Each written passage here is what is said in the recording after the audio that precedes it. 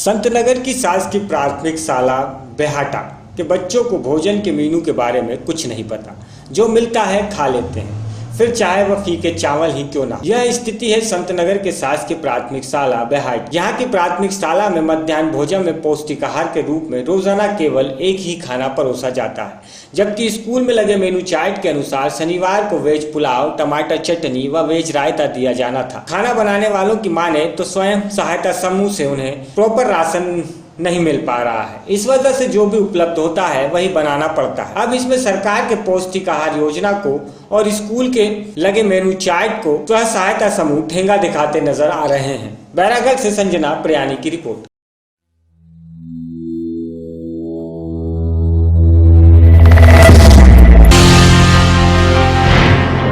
इन दिनों संतनगर के कई इलाके गंदगी और पानी की किल्लत का शिकार। वहीं वार्ड 5 जिसकी पार्षद दीपा वासवानी है, जहां स्थित राहुल नगर के रहवासी गंदगी के ढेर पर बैठकर मौत का इंतजार कर रहे हैं, क्योंकि इन गरीबों की पुकार सुनने वाला कोई भी नहीं। ना ही कोई नेता, ना पार्षद और ना ही पुलिस प्रशासन रहवासियों की सुनता है। रहवासियों की माने तो पार्षद के पास जीतने के बाद कभी इतना समय नहीं रहा कि वह राहुल नगर का दौरा कर सके। गंदगी के साथ साथ यहाँ जुआरी और दारूखोरों का अड्डा भी बन चुका है और ना ही पानी की कोई साफ व्यवस्था। राहुल नगर की महिलाओं का कहना है कि अगर अब कोई नेता यहाँ वोट मांगने आया तो उसे जूतों की माला पहनाकर विदा करेंगे।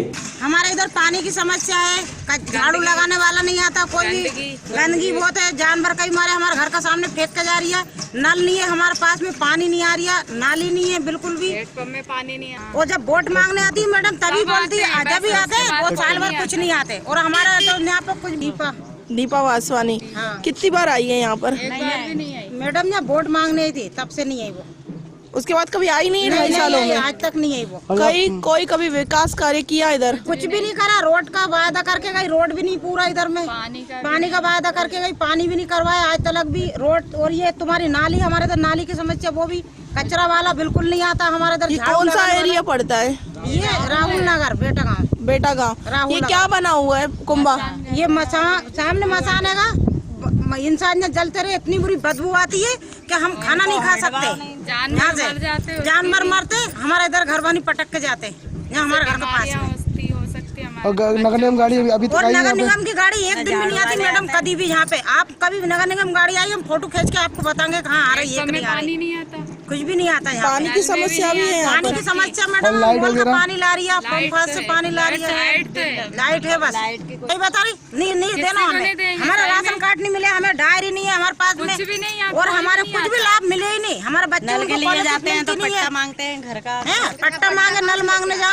बच्चे का हमारा वोटर ID और वहाँ चलो बच्चे उनका हमारा स्कॉलरशिप कुछ नहीं मिलती। लड़कियों का भी 20-20 साल में सरकारी जगह कुछ नहीं मिल रही है हमारे, कुछ सहायता ही नहीं। राशन लेने जाते, राशन वाला हमारा 16 किलो गेहूँ मिलने वाला हमारा 12-13 किलो गेहूँ दे रही है।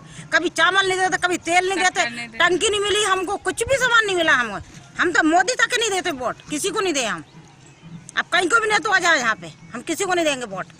बस साफ सफाई कोई नहीं आ रही है ना हमारे इधर, नहीं आ रही है साफ सफाई। और गदर भी खूब होती है, चोरी चिकाली बिल्कुल भी। पुलिस आती नहीं है यहाँ पे, कुछ भी हो जाए, कांड हो जाता, पुलिस तक नहीं आती बैरागढ़ थाना की। यहाँ पे कुछ भी हो, महिला उन खुद यहाँ पे रहती है कि यहाँ सुरक्षित नहीं है, कुछ भी नहीं है यहाँ पे हमारे इधर। रोड पे अंधेरा रहता, पूरा रोड पे अंधेरा, हम बाहर नहीं निकल सकते। तो क्या रात को यहाँ पे नशेड़ी भी बैठते हैं? हाँ बैठते मैडम, पीते खाते, गदर करते मसान घाट में। जुआ सट्टा सब खेलते यहाँ पे, सब चलते यहाँ पे, जुआ सट्टा खूब अन्नाप चलते। लड़कियाँ निकल नहीं सकती रात है, लड़की उनको छेड़ते हैं, बैठती है, निकलते हैं। तो इधर हमारे ना बहुत परेशानी है मैडम। कभी थाने में कंप्लेंट नहीं की? वो थाना उन तो नोट का बोट है, मैंने पैसे दे देंगे पुलिस वाले, उन्हीं को हो जाता है। मैंने खुद फोन किया, नहीं आते, कुछ नहीं कर सकते। मैंने खुद नहीं करा, पैसे दे देंगे, पूरी बेरागढ़ की पुलिस बिकी हुई है मैडम यहाँ पे। लड़के अलग बिगड़ रहे हैं। बताओ तुम क्या करते हैं सकते? लड़की उनको यहाँ निकल नहीं सकती, हम दुकान पे नहीं जा सकती, हमारी लड़की यहाँ पे दुकान पे नहीं जा सकती, लड़कियों ने छेड़ करते। बताओ तुम, ये ऐसा हो रही है, ऐसी पार्षद बन रही है। वोट मांगने आप वोट दो यहाँ आज दारी वोट देने, आप वोट मांगने बताती हूँ मजा दारी जो हाथ मैं बता रही, मेरे बहुत घूम रही है इधर राहुल नगर में, हम बहुत परेशान है। हमारा। और वोट मांगने जाएगा मैडम, बस कोई और कुछ भी नहीं आते। सुअर मारते, सुअर नहीं पड़ा रहे तो कोई भी नहीं आता। भंगी उन सुनते नहीं बिल्कुल भी यहाँ पे। अगली बार ऐसी पार्षद चाहोगे? नहीं चाहे। अब तो आइए हार फिर मैं तो गला में होगा जूता चप्पल का। किसी को भी वोट नहीं देंगे। बैरागढ़ से संजना प्रियानी की रिपोर्ट।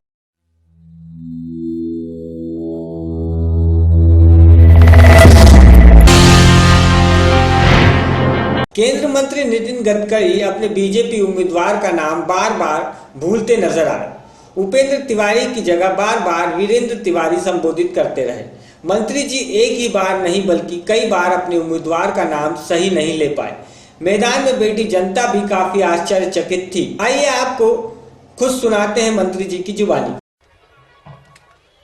4 तारीख को होने वाला चुनाव ये वीरेंद्र तिवारी जी के भविष्य का फैसला करने वाला केवल चुनाव नहीं है।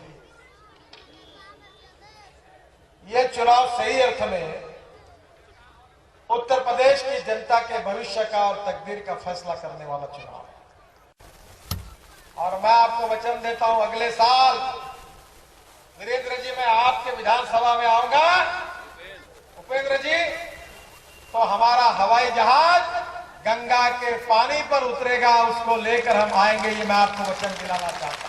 मंत्री जी अपने भसाड़ में आलू के मुनाफा और आमदनी कैसे होगी बार बार अपनी जनता को बताते थे, पर मीडिया ने जब 1 किलो आलू का रेट पूछा तो वो बिगड़ गए। मैं कोई आलू का धंधा नहीं करता, आपको रेट बता सकूं, पर मंत्री जी आलू के मुनाफे के बारे में जरूर बता रहे। बाहर है रेल मंत्री जी, जरा आप भी सुनिए इनको।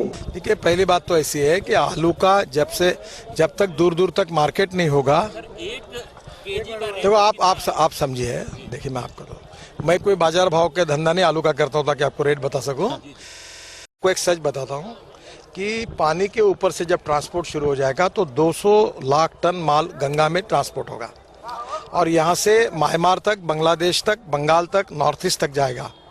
और इसके कारण माल बाहर जाने के कारण उसको अच्छी कीमत मिलेगी, यहाँ की सब्जियों को, यहाँ की फलों को, और इसलिए ट्रांसपोर्ट कॉस्ट जो है वो कम होगी। क्योंकि रोड से जाने में अगर 1.5 रुपया लगता है, रेलवे से 1 रुपया लगता है, तो पानी से 20 पैसे है।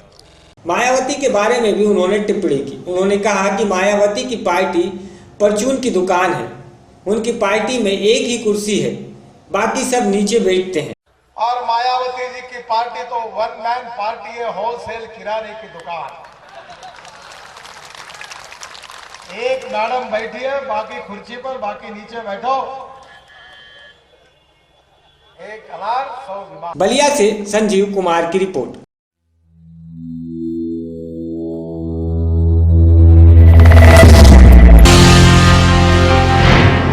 बलिया के टाउन हॉल में सभा के दौरान सपा छोड़ बसपा का दामन थामकर बलिया नगर सीट से चुनाव लड़ रहे नारद राय ने इशारों में मंत्री राम गोविंद चौधरी की तुलना गांधी जी से की है।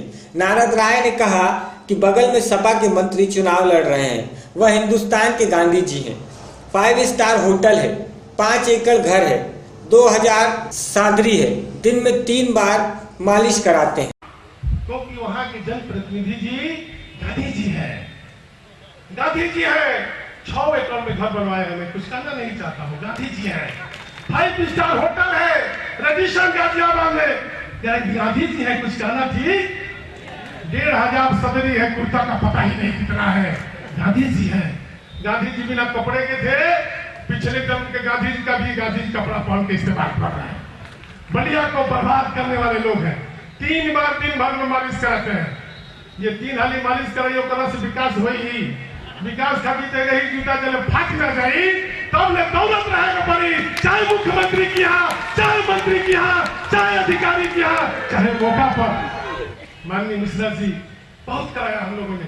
वहीं सपा के प्रत्याशी राम गोविंद चौधरी ने भी नारद राय पर तीखा प्रहार किया है। उन्होंने स्वीकार किया कि भ्रष्टाचार हर जगह है, चाहे वह राजनीति हो या न्यायपालिका हो, यह कार्यपालिका सब भ्रष्टाचार में लिप्त है। नहीं है सर, भ्रष्टाचार दोषी और भ्रष्टाचार आप कोई भी क्षेत्र ऐसा नहीं है समाज का जहाँ भ्रष्टाचार कोई ऐसा क्षेत्र, चाहे राजनीतिक क्षेत्र हो, चाहे आपका क्षेत्र हो, चाहे न्यायपालिका हो, चाहे कार्यपालिका हो, हर लोग इसमें लिप्त हो गए। और इसको दूर करने के लिए दूसरा गांधी और लोकनायक जयप्रकाश को पैदा होना पड़ेगा जब इस देश में, तब ऐसा नहीं। तो क्या ये अखिलेश राय जी ने अभी आरोप लगाया है आपके ऊपर कि आपके होटल भी हैं, 5 स्टार होटल है गाजियाबाद में, तो क्या ये मतलब इन चीज़ों का आप खंडन करते हैं? हम चंद्रशेखर जी के शिष्य हैं। चंद्रशेखर जी पर बहुत आरोप लगे, उन्होंने खंडन नहीं किया। जी जी।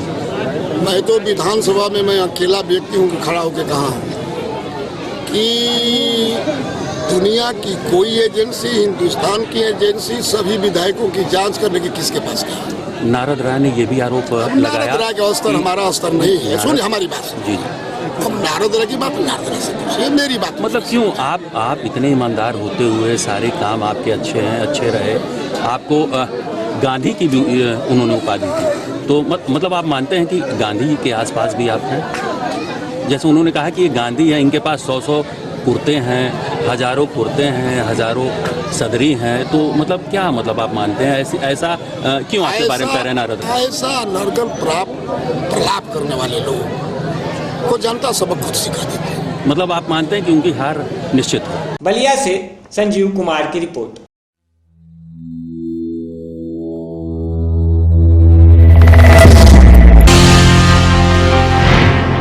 उत्तर प्रदेश के बलिया जनपद के सिकंदरपुर विधानसभा के चेतन किशोर के मैदान में बीजेपी के राष्ट्रीय अध्यक्ष अमित शाह ने मंच पर कांग्रेस सपा को आड़े हाथों लिए और कहा कि एक अपने मां से परेशान है तो दूसरा अपने पिता से। कोई दो पार्टी का गठबंधन नहीं है, बल्कि भ्रष्टाचारी कुंभों का गठबंधन है जो उत्तर प्रदेश में विकास नहीं हो सकता। जब इस कसाब से उत्तर प्रदेश कसा है तो उत्तर प्रदेश का विकास नहीं हो सकता। गरीब का पैसा कौन खाता है? समाजवादी गुंडे। हमने यह तय किया है कि जिस दिन भारतीय जनता पार्टी की सरकार बनी उस दिन 12 बजे से पहले एक अध्यादेश लगातार उत्तर प्रदेश में सारे बूचड़खाने बंद कर दिए जाएंगे। कांग्रेस सपा बसपा गाय बैल भैंस का खून नदी की तरह बहाती है, लेकिन हम दूध और घी की नदियां बहाना चाहते हैं। ये 5000 से उत्तर प्रदेश में सरकार बन जाएगी, नहीं बन पाएगी। हम बताते हैं कैसे बनेगी। आइए सुनते हैं अमित शाह की जुबानी। तो ये 5-7 हजार लोगों से सरकार बन जाएगी क्या? बनती है तो क्या करोगे? बटन से नहीं होगा, मगर ये तो है 5-7 हजार लोग। सरकार कैसे बनेगी? संजय कैसे विधायक बनेगा बताओ भाई। मैं रास्ता दिखाता हूँ आपको। कितने लोगों के पास मोबाइल है? जरा हाथ ऊपर उठाओ, है ना सबके पास? मेरी सभा समाप्त होने के बाद हर व्यक्ति 30 लोगों को मोबाइल फोन पर बताएगा कि नरेंद्र मोदी का हाथ मजबूत करने के लिए कमल निशान पर बटन दबाना है। बलिया से संजीव कुमार की रिपोर्ट।